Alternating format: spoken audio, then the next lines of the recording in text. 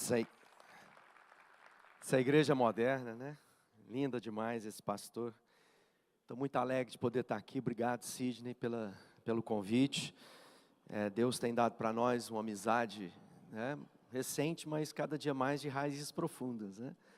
Tem sido uma bênção. Quero agradecer e dizer que para nós é uma alegria estar aqui. Eu sou o Galvaro. E eu já vou começar explicando meu nome, porque aí fica fácil para todo mundo entender, né? Depois que você entender, você vai ficar tranquilo. A minha avó chama Olga. E meu avô, Álvaro. Aí tiveram a ideia de colocar ou Gálvaro, né? Mas colocar no meu pai, eu sou o Júnior, né? Então lá... Mas eu digo que pode ter sido pior. Imagina se meu pai fosse menina e eles resolvessem colocar Alvarolga. Ia ficar um pouquinho mais difícil, né? Mas eu sou casado com a Fabiana, aquela mulher linda que está ali, né? Hoje à tarde a gente tem um painel juntos. E sou pastor em Uberlândia, da Igreja Sal da Terra, uma jovem igreja, nasceu em 1990. Sou a segunda geração de pastores, o pastor que estava lá no início, né? Na verdade, a igreja nasce, eu já estava lá na igreja. A gente vem de realidades da igreja presbiteriana, até um dia que eles acharam que a gente não era tão presbiteriano e nos convidaram a deixar, né, a denominação. Lá em 88, que foi quando eu me converti, então eu fiquei 2 anos, meu batismo é da igreja presbiteriana, né, tudo aquilo que Deus instruiu e ensinou. Falar de unidade, que é o meu tema de hoje, é uma coisa bem tranquila para nós, porque o Sal da Terra nasceu nesse contexto. Depois desse movimento, né, que a igreja presbiteriana fez conosco, quem instalou a igreja Sal da Terra foi o Conselho de Pastores da cidade de Uberlândia, porque a igreja era uma congregação que já existia, já tinha sua dinâmica, a gente já estava engajado, nós éramos parte, né, da fundação do Conselho de Pastores da cidade. Então, falar de unidade, falar da vida em comunidade, da compreensão do corpo de Cristo, é muito tranquilo. Eu nasci nessa igreja, sou pastor dessa igreja, tudo que aprendi foi nessa igreja. Nunca, né, fui de outra igreja, portanto, é uma jornada de compreensão do nosso chamado, da nossa vocação, mas com uns olhos muito bons. Vou te contar só uma história. Talvez o Sal da Terra, lá em Uberlândia, onde ela nasce, hoje a gente é quase 90 igrejas, estamos espalhados por várias partes do Brasil e fora, mas quando ela nasceu, né, ela era mais ou menos uma coisa muito distinta da igreja. Primeiro, porque ela nasce fazendo obra social. E aquilo para a cidade de Uberlândia, quem fazia obra social era espírita. Crente não fazia obra social. E a gente nasce já diferente. E a gente era muito pioneiro, havia muitas coisas, né? Eu lembro que um dos primeiros cultos, nós recebemos lá a banda Livre Arbítrio, era uma banda de rock, lá de Brasília, dentro do nosso culto. Aquilo foi muito diferente. Nós tínhamos um grupo de dança lá em 1990. Então a gente era muito diferente das demais igrejas na cidade.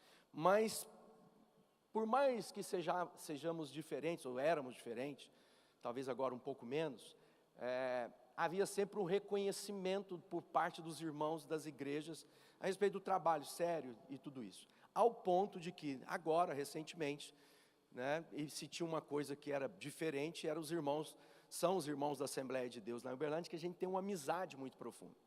E no centenário da igreja Assembleia de Deus no Brasil, eu recebi, né, um diploma de amigo da Assembleia de Deus.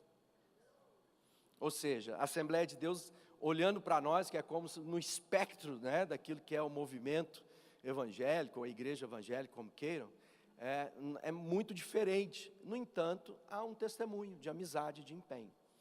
Fruto de tudo isso, né, durante a jornada, a gente viveu grandes coisas. Nós fizemos missões em unidade.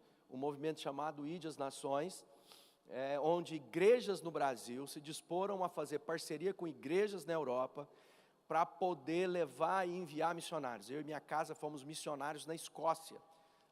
Então eu e Fabiana vivemos na Escócia um período, e aí ali é o berço do presbiterianismo, né? Então nós estamos lá nas raízes, né, vivenciando tudo aquilo.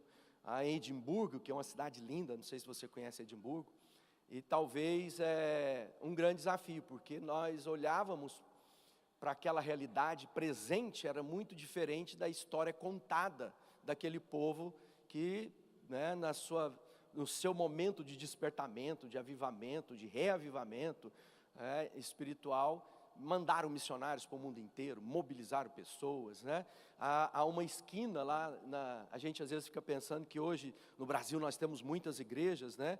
E a gente participou do movimento Brasil 21, Oswaldo Prado, CEPAL, para plantar novas igrejas, estatística. E quando a gente olha, ainda falta muita gente para ser alcançada. Ainda faltam muitas comunidades de fé. Não é apenas fortalecer as que existem, mas é necessário começar a plantar ou implantar novas igrejas no processo. E eu lembro que lá na Escócia tinha uma esquina, tem uma esquina em Edimburgo que é chamada Holy Corner, que tem uma catedral em cada canto dessa esquina. Então você olha, se você ficar no meio da rua, tem uma catedral aqui, uma catedral aqui, uma catedral aqui, cada uma de uma denominação, um ponto de marcar.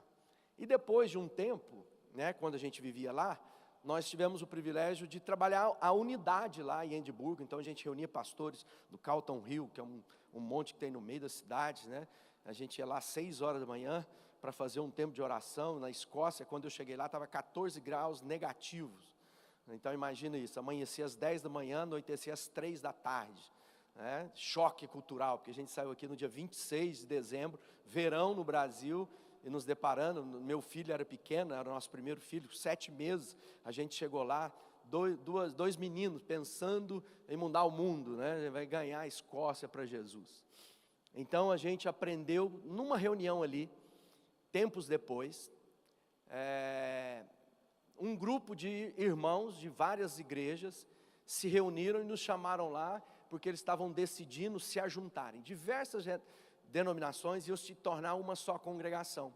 Mas eles estavam fazendo isso, não é na época em que cada um tinha a sua catedral na esquina. Eles estavam fazendo isso porque naquele instante era uma questão de sobrevivência, porque cada comunidade daquela não conseguia pagar nem mais a luz ou o aquecedor, porque lá na Escócia, se você não tiver aquecedor no prédio, ele é destruído, porque a água congela e aquilo precisa de ter aquecimento. Então havia ali, a líder de louvor, a líder de oração era a mais nova daqueles que estavam ali, os elders daquelas igrejas, e ela devia ter quase 80 anos de idade. O que acontece? Acontece de um momento de despertamento espiritual, em que a sociedade é afetada. Naquela época, contavam lá que 99% das pessoas estavam em cultos de adoração no domingo lá em Edimburgo. E agora isso deve ser uma fração ou 1% está lá. Então há um momento de despertamento e depois houve uma perda. Em algum momento na história, deixou de falar e comunicar com uma geração, né, e essa geração deixou de vivenciar. Eu tenho as minhas ideias, né? Provavelmente a prosperidade, que é o que nós vivemos no Brasil. Falar de unidade, então, é falar sobre o momento, mas sem perder a história, sem perder o testemunho da história, para que a gente entenda a necessidade que temos uns dos outros. E esse tema sobre unidade, na adversidade do mundo, o mundo trabalha sempre, né? O príncipe desse século trama o tempo inteiro contra nós. O espírito desse mundo é contrário às coisas da fé. E aonde ele vai afetar? Ele vai afetar naquilo que é a missão, a nossa relação com o Criador e a nossa missão para Ele, ou dele, né? E ele sabe que a unidade representa o quê? Que sejam um, oração de Jesus, para que o mundo creia. Então olha só, se o inimigo sabe, e ele não tem pressa, ele não é imediatista como a gente, ele tem todo o tempo, ele conhece a história, ele conhece, né? Ele estava lá no sepultamento de John Stott, ele estava no sepultamento dos nossos heróis da fé. Então ele conhece a história, e ele não tem pressa. Então muitas vezes aquilo que ele não pode contra você, ele vai vingar na sua geração, nas pessoas que virão depois de você. E quando eu penso sobre isso, eu quero dizer o seguinte: nós precisamos uns dos outros. E nós vivemos em dias, né, de muito bom. Às vezes a gente está olhando para a igreja brasileira, e eu gostei muito ontem, né, que o nosso irmão disse o quê? Ele falou assim, essa história de igreja brasileira, vai cuidar da sua igreja, né? Nós ouvimos isso, tipo assim, presta atenção no que você está fazendo, né? às vezes a gente fica se desculpando, né? Hoje eu sou presidente da Aliança Evangélica, e eu tenho o privilégio de olhar, porque mais uma vez a gente está trabalhando por unidade. Estou vendo o David Pierce, né? Ele não vai lembrar de mim, mas ele esteve lá na minha igreja, em 2008, né? E ele foi lá com o Santo, foi 2008, não foi, Santo? Alguma coisa aí, né? E eu vejo o David aqui cheio de energia. Para falar de unidade, o que a gente experimentou ontem, a gente já começa a entender que nós somos parte do mesmo corpo, mas diferentes ministérios. Então, às vezes a gente escuta um irmão e fala assim, isso aí, vamos ganhar a cidade, transformar. Aí vem o irmão e fala assim, não, o negócio é igreja no camelo. Aí você fala, estou fazendo tudo errado. Então agora, em vez de eu comprar painel de LED, eu tenho que comprar camelo. E a gente vai ficando apertado no coração, porque a gente imagina, poxa, eu estou todo empenhado. Aí você fala assim, não, entendi, é punk rock, nós vamos fazer performance, nós vamos para as praças. Aí você fala assim, levantar caixão, e aí você fala assim, como é que é isso? Ou senão a gente é focado, né? Já viu tanto que essa igreja aqui é focada? Esse pastor é bonito demais, né? Aqui a gente está na Target, que aí tem o Ministério Focus, e aí tem o farol, ou seja, é tudo apontamento, tudo, mas aí a gente, outro vai falar assim, não, é sinal, você não fica preocupado muito com isso. Então a gente fica diante da multidiversidade da igreja, a gente fica lá assim, aonde eu me encaixo em tudo isso? Qual é o meu papel na história, no momento? Aí a gente fala de unidade, eu lembro de aliança, eu estou aqui, estou pensando, que coisa bonita, o Sidney é vice-presidente da Aliança Brasileira. Nós estamos aqui, o Guilherme, cadê o Guilherme? O Guilherme está por aí? O Guilherme, o Diego, são parte da diretoria da Aliança Evangélica. Olha para o Ziel, é parte dos fundadores, esteve lá no início, quando tudo começou da Aliança, junto com o Valdir, né, com homens que creram na unidade. O desafio que é quando a gente fala de unidade nos nossos dias, eu me deparo com algumas pessoas que dizem assim, será? Vou perder tempo com isso? Eu tenho tanto para fazer, por quê? Porque as coisas estão dando certo quando davam lá na Escócia naqueles dias. As igrejas estão crescendo, estão vibrantes, como nós vimos a Jacira falar. Deixa eu te dizer, as pessoas estão buscando a Deus, elas estão desesperadas para encontrar o amor de Deus. Então, perseguição. Então, o que nós estamos vivendo no Brasil, a gente está aqui, ouvimos Antônio, uma comunidade majoritariamente de brasileiros na Flórida. Os brasileiros vão chegando, ele vai contar a história dele.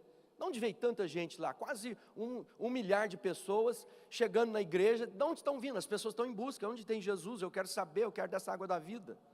E muitas vezes a gente está achando que é fruto da nossa estratégia, da nossa capacidade, o quanto eu sou inteligente, o quanto a minha teologia é bonita, o quanto eu sou capaz, né? E aí a gente começa a ficar o quê? Arrogante e presunçoso.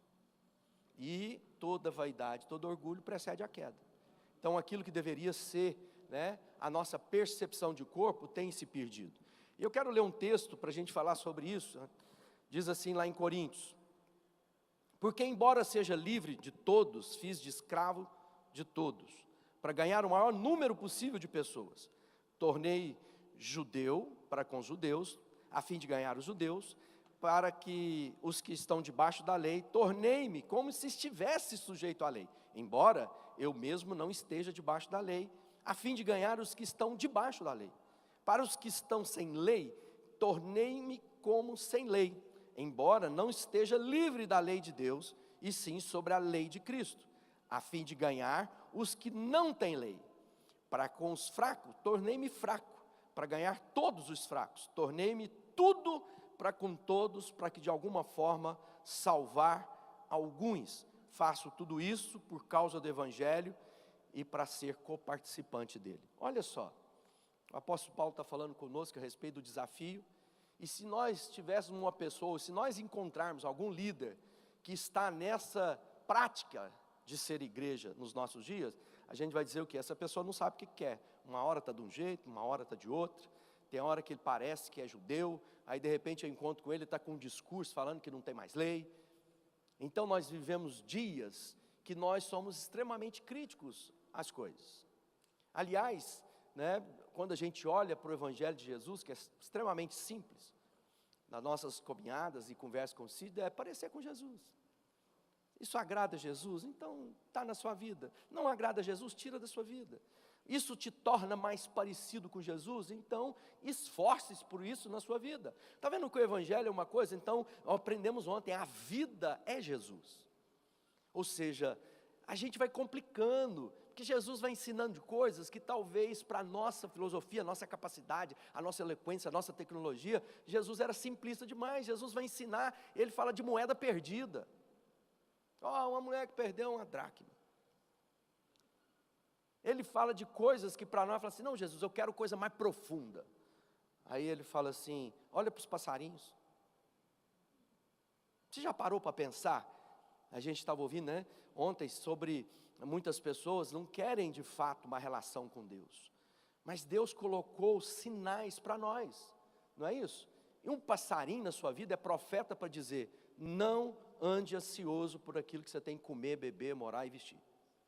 Então todas as vezes que abrir a janela na sua casa e você vê um canto de um pássaro, esses dias estavam eu e Fabiana aconselhando um casal e o rapaz vivendo um pânico, ele está em pânico, ele está com depressão, ele está angustiado, e ele falou assim, uma das coisas que não suporta na minha vida, tem um passarinho que é enviado do capeta, que 6 horas da manhã começa a cantar lá na janela do meu quarto.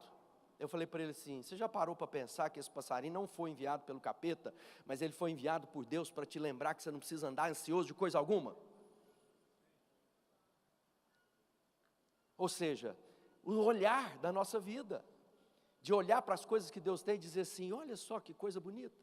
Então quando a gente vê toda essa expressão compartilhada aqui, fala de unidade, fala de entender que para que a gente possa cumprir a missão de Deus, nós vamos precisar de toda a família da fé, que nenhum de nós, por mais capacitado, cheio de dom, de recurso, de todas as habilidades, será suficiente para alcançar a tarefa.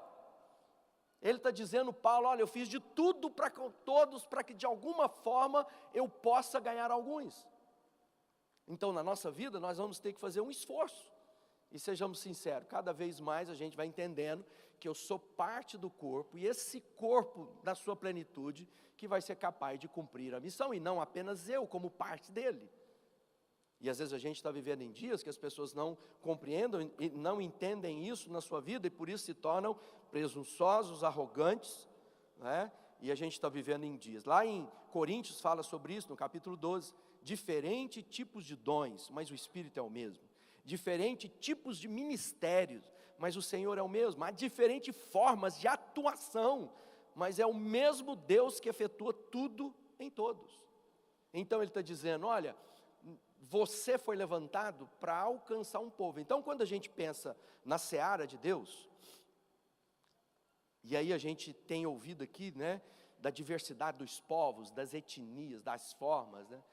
Eu fico ouvindo a Jacira aqui, ela falando sobre um país que muitas vezes apresenta-se preconceituoso com as raças. Nós somos o país mais misturado do mundo. Como que a gente consegue ser preconceituoso? Não tem nenhum povo na terra que tem tanta mistura étnica como o Brasil. Então a gente olha para o Brasil, não faz sentido nenhum preconceito. Pensa bem, não faz sentido, por quê? Porque nós somos as famílias misturadas. A maior colônia japonesa fora do Japão e no Brasil, o maior país negro fora da África negra é o Brasil, né? Nós temos os italianos, nós temos cidades no Brasil que falam russo. Às vezes você vai olhar para esse Brasil, um grande mosaico de uma beleza de etnia. E o que isso aponta para nós? As coisas naturais revelam as espirituais. Então quando a gente olha para o Brasil, o que ele revela para nós?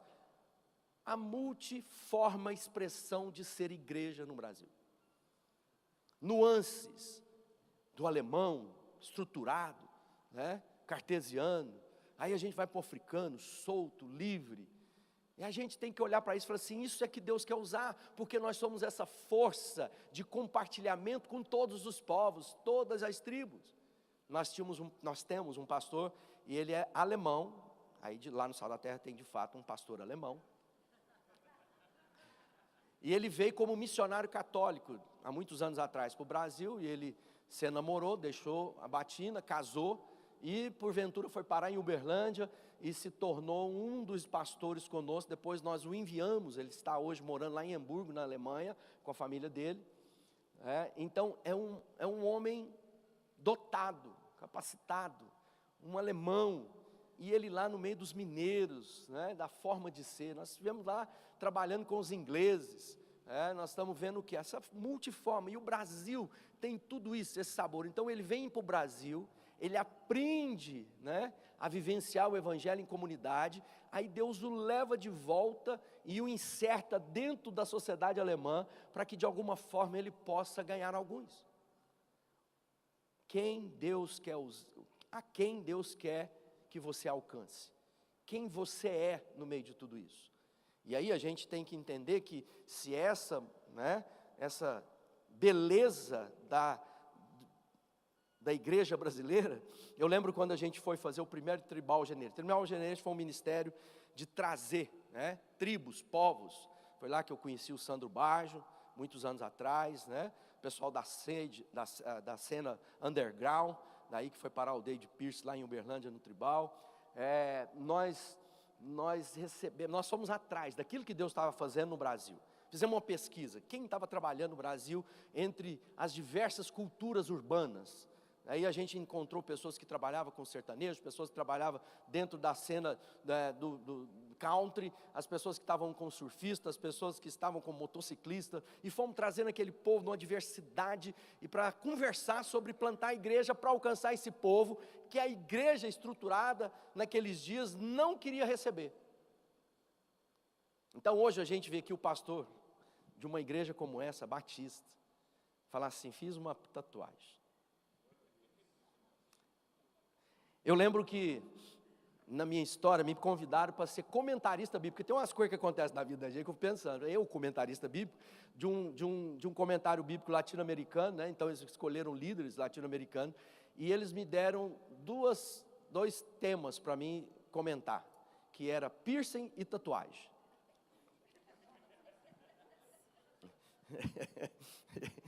E aí quem defende a tatuagem vai falar assim: na coxa de Jesus vai voltar Rei dos Reis, Senhor dos Senhores. Quem detesta a tatuagem vai lembrar de Levítico e vai dizer: não marque o seu corpo, né? E aí o que a gente vê hoje? Nós estamos vendo que tatuagem já não é mais grande tabu. Naquela época do tribal, isso era crente e não crente, porque não era possível um crente ser tatuado. Aí depois, naquela época que eu escrevi, eu nem tinha tatuagem, nem usava piercing. Agora eu tenho duas tatuagens. E aí, eu estava num retiro de casais, e aí um presbítero de uma igreja nossa mais tradicional chegou para mim e falou assim: vi que o pastor tem tatuagem, foi antes de converter?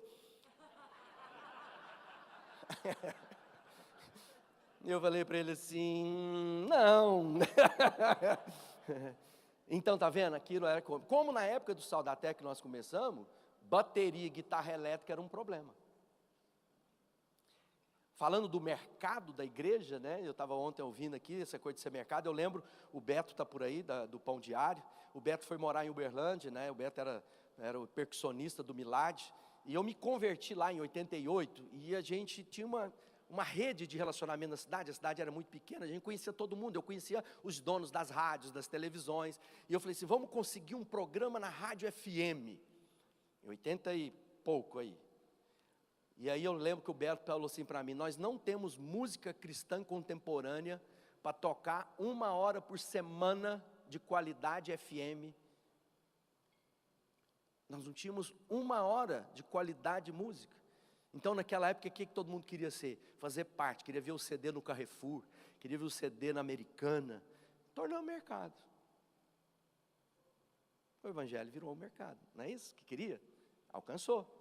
Só que muitas vezes agora, ao invés de eu colocar as canções que Deus colocou no meu coração para profetizar, muitas vezes a gente fala assim: o que vende? Vamos gravar o que vende. Ou seja, aquilo que era para ser uma bênção, acaba se tornando maldição na nossa vida. Porque nós nos conformamos com o curso desse mundo. Então eu queria lembrar do texto, para a gente, lá em Efésios, que diz assim: façam todo o esforço para conservar a unidade do Espírito pelo vínculo da paz. Há um só corpo, um só Espírito, como a esperança para a qual vocês foram chamados. Há um só Senhor, uma só fé, um só batismo, um só Deus e Pai de todos, que é sobre todos, por meio de todos e em todos. Olha quanta coisa que a gente precisa parar e refletir, porque a gente lê rapidamente. E cada um de nós foi concedida a graça conforme a medida repartida por Cristo. Então, quando nós estamos falando de unidade, unidade não é aquilo que nós somos capazes de produzir pelo nosso ajuntamento, por aqueles que pensam como nós pensamos, para aqueles que fazem como nós pensamos. Unidade é algo que Cristo conquistou para nós, porque agora em Cristo todos nós temos o mesmo Espírito. Quem aqui tem o Espírito Santo de Deus? Então nós somos parte do mesmo corpo. E é interessante que agora nós vivemos na dispensação do Espírito. E a dispensação do Espírito fala de quê? De comunhão. E aonde o inimigo trabalha então nos nossos dias? Contra a comunhão. É o reconhecimento do Espírito de Deus na vida do outro. Mas que muitas vezes ele não se apresenta no formato, na forma, na maneira, no método que eu creio, que eu gosto, eu não entendo. E é interessante que o texto que antecede esses versículos que eu li, começa no capítulo 1 de Efésios 4, diz assim: como prisioneiro do Senhor, rogo-lhes que vivam de maneira digna da vocação que receberam. Sejam completamente humildes, dóceis, pacientes e suportando uns aos outros em amor. Olha só, ele vai, para falar de unidade, ele fala de características na vida que precisa estar presente em mim e em você. Ele diz assim: vivam de maneira digna. O que é viver de maneira digna? É compreender vocação, chamado, desígnio de Deus, e não as minhas preferências, para viver de acordo com aquilo que Deus me chamou. Então, se Deus me chamou com uma vocação, eu tenho que ser fiel àquela vocação. Dignidade tem a ver com integridade, não é isso? É ser inteiro naquilo para o qual Deus me criou e Deus quer que eu seja usado. Então, na minha vida e na sua vida, você tem que ser fiel àquilo que você é. Quem você é em Deus. Quando eu entendo isso, a minha vocação, eu percebo então que também há outras formas, porque outros têm outras vocações. Então isso me traz o que? Respeito pela vocação do outro. Então muitas vezes a gente vai olhar para essa coisa da igreja brasileira, como a gente usa dizer, deixa eu te lembrar, a igreja é muito jovem. A igreja brasileira é adolescente. Ah, mas o povo já tinha de ser maduro. Presta atenção, quem aqui já teve filho adolescente, sabe que muitas vezes ela diz assim: tudo que eu ensinei parece que entrou no ouvido e saiu do outro. Mas quando a gente crê nas promessas, no tempo da maturidade, o que você vê? O retorno, a semente germinando, o crescimento poderoso de Deus. Então não se abale, com essa igreja adolescente. Aí ele fala assim: sejam humildes e dóceis.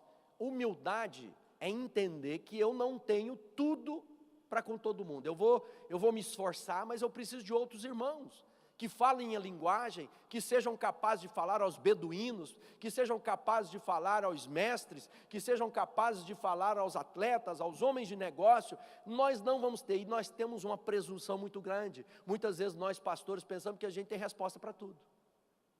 A gente se mete e fala, lá na aliança é um desafio, a gente precisa comentar sobre isso. Eu falei, gente, da onde a gente tirou que a gente tem subsídio suficiente para falar de transplante? A gente não sabe falar de transplante de coração, nós temos que ter gente que sabe dessa área, mas a gente presume, a gente não compreende. Por quê? Porque a gente não é humilde, não é dócil. Dócil é o oposto do iracundo, daquele que vai comentar, ele bate no outro, ele instiga. E vivemos em dias da internet que para dar engajamento, o que as pessoas vão? Para o embate.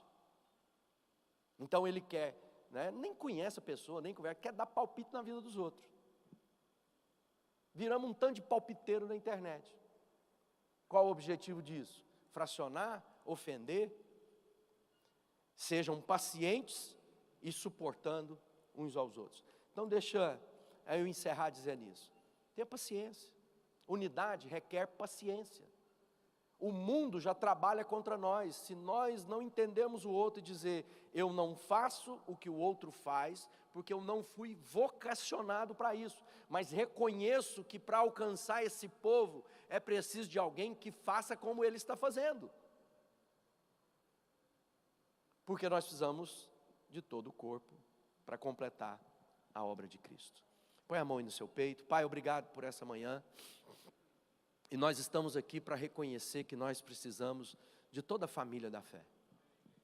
E que muitas vezes há no corpo aqueles membros que a gente cobre, porque são vergonhosos. Mas, ó Pai, nós sabemos a dificuldade de uma prisão de ventre. Então há membros, ó Pai, para fazer as necessidades, que muitas vezes a gente tem vergonha de falar. E muitas vezes, ó Pai, nós presumimos que somos mais preciosos que o outro. Quebranta nosso coração. Produz na nossa vida o fruto que revela humildade, que revela em nós reconhecimento do outro. Nós temos aprendido aqui que se cumpre o avivamento quando o outro é impactado por aquilo que eu sou na vida dele. Que nós sejamos luz que brilha no meio da escuridão. Que nós sejamos o sal que potencializa o sabor do outro na sua característica. E não torna eles aquilo que eu sou, mas aquilo que Cristo é na vida deles. Abençoa cada um aqui hoje com um despertamento para louvor do Teu nome. Amém. Aleluia. Eu só quero encerrar dizendo, eu trouxe esse livro, eu só vou divulgar esse aqui, tem outros que estão aí, porque o Zé Bruno ontem falando que nós vivemos numa matrix, né? Ele falou assim, nós estamos dentro de uma matrix. E essa é uma reflexão sobre discernimento de tempos, que a Jacira falou aqui, a ótica do ilusionário, do ilusionista, né? O inimigo é mestre em ilusão, e a matrix produz uma projeção ilusória, que muita gente está vivendo sem que se aperceba. Então é uma reflexão usando a parábola pós-moderna do filme Matrix. Deus abençoe.